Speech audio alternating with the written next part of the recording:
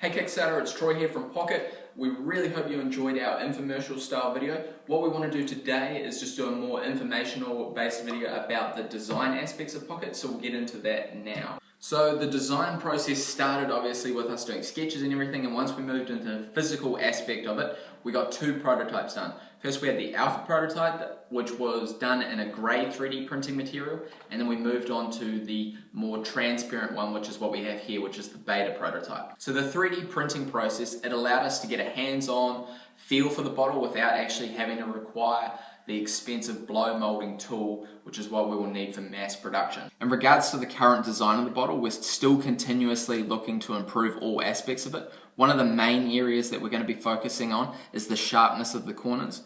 When we go back before mass production, we're going to be filleting the edges by about 30%. What this will do is give it a more aesthetic look, and it'll also make it easier when cleaning the bottle. So the plastic that we're looking at using for the mass production is going to be PET, which is a BPA-free plastic. Now, to our understanding, that means there's no concern for toxins leaching into the contents of the bottle. This will also make the bottle dishwasher safe and reusable.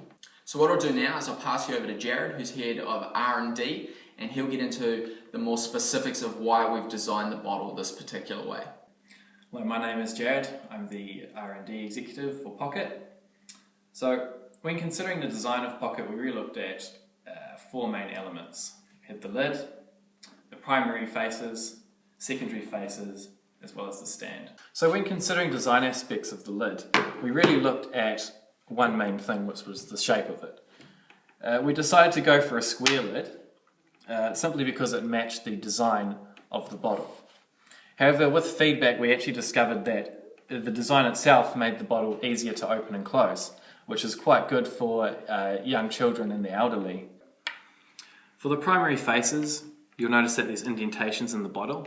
This is to provide you with an easier grip. The bottle is also to be rested in this position, which prevents it from rolling. So for the opening, you'll notice that we have two panels coming out either side. This here was to overcome limitations to the size of the opening.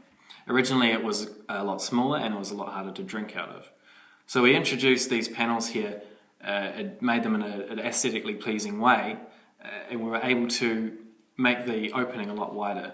So for the secondary face, we have really slimmed it down to make it more convenient when compared to cylindrical bottles. And so as you can see here, it's not much wider than an iPad. We've widened the primary face at each end so it can stand vertical. However, we do recommend laying it down horizontally because this is less intrusive. With regards to the current transparency of the bottle, and this is just a quick disclaimer, it has been 3D printed, so when we go into blow molding, the transparency will be a lot better. In regards to the current size of Pocket, it's currently situated to hold 500 mils. We did look at doing 700 to 750 mils, but we just felt that the bottle was far too big and it got away from the core value of Pocket, which is convenience. We also looked at decreasing it down to 600 mils. However, we still felt like that was a little too big for what we wanted the bottle to be. And with 600 mils, you'd still need to fill the bottle 4 times a day in order to hit your 2 litres daily recommended intake of water. So we dropped it down to 500 mils, which has allowed it to drop the size and the weight, only increasing the convenience of the bottle.